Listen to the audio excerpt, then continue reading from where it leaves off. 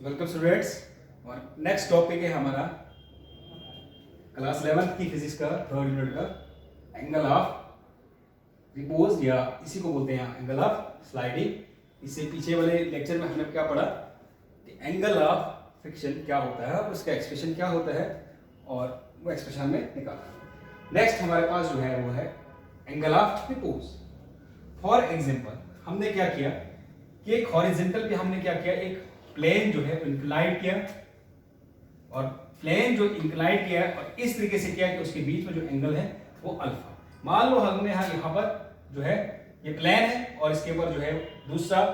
Horizontal plane और इसके ऊपर दूसरा प्लेन रखा, और इसके ऊपर एक ऑब्जेक्ट रखी है, और एंगल जो है हम बढ़ाते जा रहे हैं, और एंगल जो है बढ़ाते जा रहे हैं, तब तक हम बढ़ाते जा रहे हैं कि अब जो है अगर हम इससे आगे एंगल को बढ़ाएंगे तो ये ऑब्जेक्ट जो है वो स्लाइड करेगी, और जो मिनिमम एंगल होगा उसके बाद जो है जो ऑब्जेक्ट जो है at the verge of sliding पे होगी, या इस कंडीशन में होगी कि वो आप स्लाइड करेगी, उसको हम बोलते हैं एंगल ऑफ रिपोज। तो एंगल ऑफ रिपोज जो है वो क्या होता है, minimum angle of inclination of plane formed with horizontal. सबसे मिनिमम एंगल जो किसके साथ बनाता है, हॉरिजॉन्टल और इंक्लाइंड प्लेन के बीच में जो मिनिमम एंगल होता है उसको हम बोलते हैं एंगल ऑफ रिपोज। अब इसके बाद अगर हम थोड़ा सा भी एंगल को बढ़ाएं तो ये ऑब्जेक्ट जो है वो स्लाइड करेगी। अब यहां पर इस ऑब्जेक्ट पे जो है, ऑब्जेक्ट अगर यहां पर है तो यहां पर ये वाला कंपोनेंट जो है इसका, जो यहां पर नॉर्मल कंपोनेंट जो है इस ऑब्जेक्ट के, वो है नॉर्मल रिएक्शन, और नॉर्मल रिएक्शन के अपोजिट कंपोनेंट जो होगा वो एक अलग जो है वो अलग से कंपोनेंट होगा। यहां पर इस वक्त जो है वो वेट जो है इसके ऊपर, वेट जो फोर्स होगी, जो डाउनवर्ड फोर्स होगी वो किसके बराबर होगी, वेट के बराबर, और वेट जो है वो किसके, mg के बराबर, और ये जो है इस कंपोनेंट के साथ जो है एक दूसरा एंगल बनाएगा और ये भी अल्फा होगा। अब ये भी अल्फा है और ये भी अल्फा, ये बराबर होंगे मैथमेटिकली, ये जो है ये बिल्कुल बराबर होंगे। तो आपने पढ़ा होगा पाइथागोरस थ्योरम क्लास 10th में अगर ये राइट एंगल ट्राइंगल है, अगर हम इसको यहां से ये इसका हाइपोटेनस इसको अगर इसके साथ ज्वाइन करेंगे तो मान लो ये ट्राइंगल हमारे पास पी क्यू आर और एस है, तो ये बड़ी ट्राइंगल के साथ in triangle P Q R, और दूसरी ट्राइंगल है ट्राइंगल क्यू एस आर, ये दोनों ट्राइंगल सिमिलर होंगी। जब दोनों ट्राइंगल सिमिलर होते हैं तो उनके एंगल्स जो है, कॉरेस्पॉन्डिंग एंगल्स जो है वो क्या होंगे, वो इक्वल होते हैं। तो ये अगर अल्फा है तो ये भी अल्फा होगा। आपने क्लास 10th में जो है ये एक्सप्रेशन जो है थ्योरम पढ़ी है, पाइथागोरस थ्योरम। तो ये ट्राइंगल अगर ये बड़ी ट्राइंगल के साथ कंपैरिजन है एक, और दूसरा इस ट्राइंगल के बीच में, तो ये ट्राइंगल और बड़ी ट्राइंगल को कंपेयर करना है, तो इसका हाइपोटेनस और इसका हाइपोटेनस, इसके बेस और इसका बेस, और इसका परपेंडिकुलर और इसका परपेंडिकुलर आप कंपेयर करेंगे। तो जब इनकी जो सिमिलर ट्राइंगल्स में अगर क्या करते हैं कि साइड्स का रेशियो जो है वो इक्वल होता है, और साथ में जो एंगल्स होते हैं कॉरेस्पॉन्डिंग एंगल्स इक्वल होते हैं, तो ये एंगल ये भी अल्फा होगा, ये भी अल्फा होगा। अब जब हम यहां पर आते हैं तो यहां पर अगर हम इसके रेक्टेंगुलर कंपोनेंट करेंगे तो यहां पर इसके रेक्टेंगुलर कंपोनेंट आएंगे mg cos अल्फा, इस डायरेक्शन में, इस डायरेक्शन में आएगा mg, जहां पर अप्लाइड फोर्स होगी तो ये आएगा mg sin अल्फा। ये पर यहां पर जो है कंपोनेंट होंगे। अब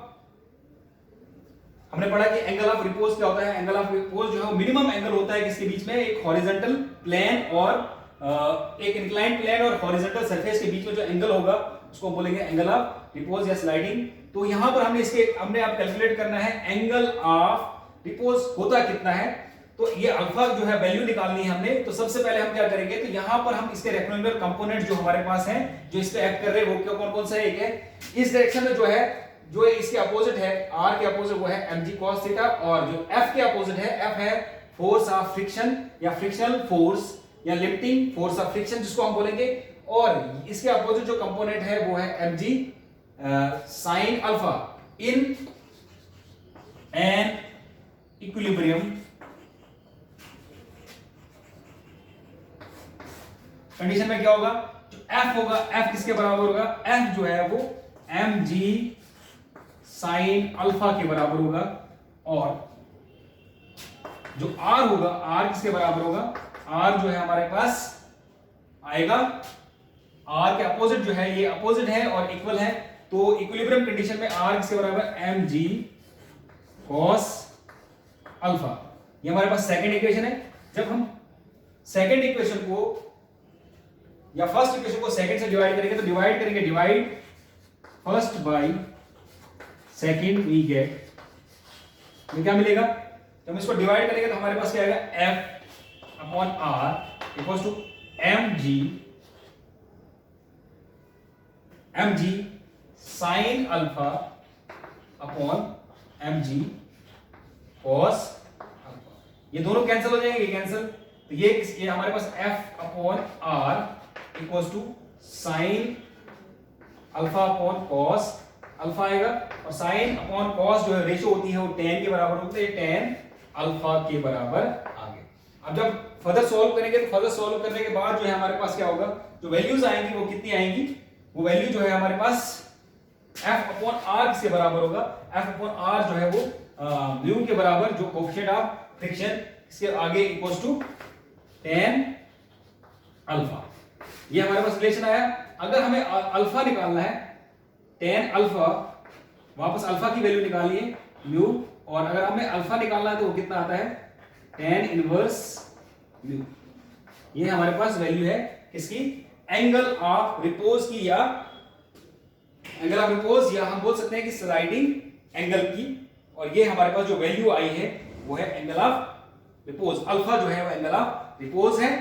और जो है इसी तरीके से आपको जो है ये बहुत बार पूछा जाता है, एंगल ऑफ फ्रिक्शन और एंगल ऑफ रिपोज जो है वो क्या होते हैं, और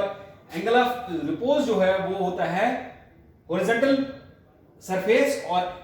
इंक्लाइंड प्लेन के बीच में जो मिनिमम एंगल होगा, उसके बाद जो है ऑब्जेक्ट जो है एट द वर्ज ऑफ जो है वो स्लाइडिंग पे होती है। अगर वो एंगल हम बढ़ा देते हैं तो ऑब्जेक्ट जो है एकदम से स्लाइड करती है। पहले अगर हम स्टार्टिंग में क्या करेंगे, दोनों एंगल बहुत कम होगा तो उस वक्त जो फ्रिक्शनल फोर्स होगी वो ज्यादा होगी, अप्लाइड फोर्स कम होगी। ऐसे जैसे जैसे हम बढ़ाते जाएंगे, एक ऐसी कंडीशन आएगी जब इक्विलिब्रियम स्टेट में क्या होगा कि जो फोर्स ऑफ फ्रिक्शन होगी और अप्लाइड फोर्स दोनों बराबर होंगी,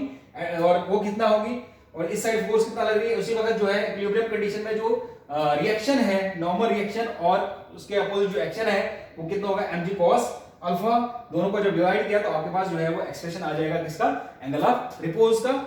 और एंगल ऑफ फ्रिक्शन जो है वो किसके बीच में, वो है angle between the resultant of normal reaction and the frictional force के बीच में। मान लो हमारे पास ये ऑब्जेक्ट है, यहां पर हमने ऑब्जेक्ट रखी है, यहां पर ये रिएक्शन है, ये r है, और ये वेट के बराबर mg के बराबर, और यहां पर एक रिजल्टेंट निकाला है। इस साइड जो फोर्स आप लगा रहे हो अप्लाइड फोर्स P, और इस साइड फ्रिक्शनल फोर्स है, और फ्रिक्शनल फोर्स का रिजल्टेंट और नॉर्मल का जो नॉर्मल रिएक्शन का रिजल्टेंट निकालेंगे, उसके बीच में जो एंगल होगा, ये रिजल्टेंट है किसका, R और F का। R और F का रिजल्टेंट है, resultant of R and F, जो रिजल्टेंट है R and F and R normal reaction के बीच में जो है एंगल होगा, यहां पर लिख सकता हूं मैं angle between the resultant of R and F makes with R। Normal reaction के साथ जो एंगल बनाते हैं उसको बोलते हैं एंगल ऑफ फ्रिक्शन। ये एंगल ऑफ फ्रिक्शन है, और ये जो एंगल जो हमने किसके बराबर है, हॉरिजॉन्टल सरफेस और एंगल ऑफ इंक्लिनेशन, जो प्लेन ऑफ इंक्लिनेशन के बीच में जो एंगल मिनिमम एंगल होगा उसको बोलेंगे हम एंगल ऑफ रिपोज। तो ये हमने जो है दोनों एंगल्स के बीच में मैंने आपको जो है वो डिफरेंस बता दिया है, और आप इसको जो है वो स्टडी करें और देखें कि क्या जो है इसमें इनका डिफरेंस क्या है, और कैसे जो है ये हम इसके बारे में जान सके और कैसे इसका एक्सप्रेशन हम निकाल सकें। और अगले जो है टॉपिक में हम जो है फिर पढ़ेंगे dynamics of uniform circular motion. Thank you.